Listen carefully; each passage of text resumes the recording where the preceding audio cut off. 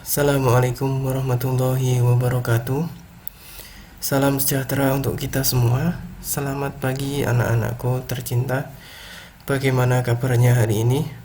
Semoga senantiasa dalam keadaan sehat walafiat tanpa kekurangan suatu apapun. Baik, kita sudah memasuki semester genap. Apapun hasil di semester kemarin, semoga kita cepat move on, baik itu kurang memuaskan maupun memuaskan. Kita harus move on ke semester selanjutnya. Di masa pandemi ini kita masih belajar dengan menggunakan sistem daring atau pembelajaran jarak jauh. Namun demikian bukan berarti pembelajaran itu kita lakukan dengan pesimis, kita lakukan dengan kurang semangat. Sebaliknya, pembelajaran daring ini mari kita sikapi dengan bijak, dengan belajar semangat dan giat. Di semester ini saya menggantikan Bu Haryanti yang sudah purna tugas di pembelajaran sejarah peminatan kelas 10. Nantinya saya yang akan mengampu materi tersebut. Nah, di semester ini apa saja yang akan kita pelajari? Yang akan kita pelajari ada 4 bab. Sebelum kita masuk ke apa saja materinya, ada ungkapan yang sangat menarik dari Imam Syafi'i. Jika kamu tidak sanggup menahan lelahnya belajar, maka kamu harus sanggup menahan perihnya kebodohan.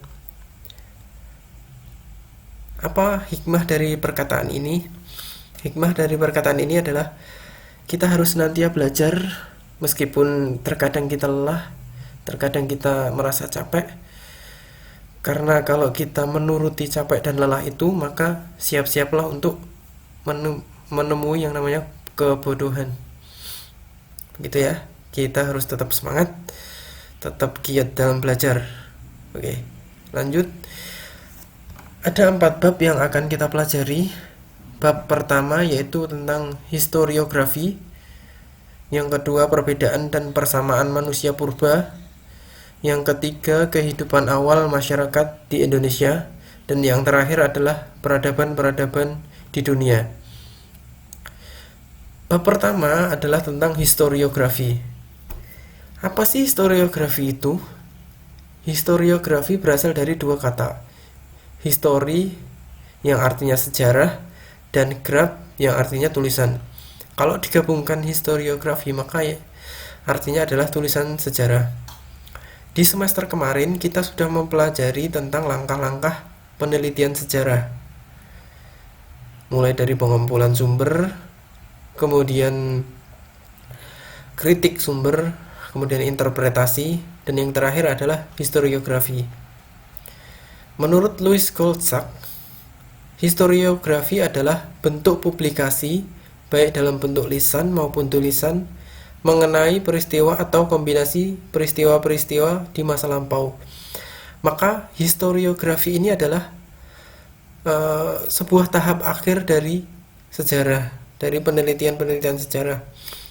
Dia berbentuk bisa buku, bisa tulisan-tulisan dalam lontar, dalam babat, maupun yang melalui lisan, baik melalui rekaman dan sebagainya. Historiografi di Indonesia itu terbagi ke dalam 3 jenis: historiografi tradisional, historiografi kolonial, dan historiografi modern. Lebih lengkapnya nanti akan kita pelajari di pertemuan-pertemuan selanjutnya.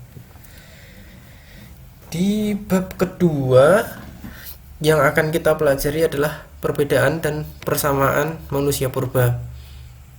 Ada 3 jenis yang akan kita pelajari: manusia purba di dunia, manusia purba di Indonesia, dan manusia modern.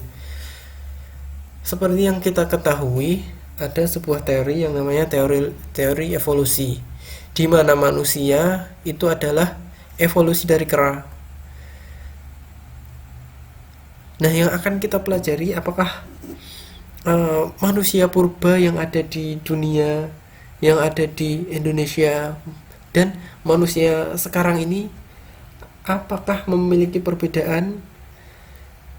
Kalau ada, di mana perbedaannya? Kemudian apakah memiliki persamaan?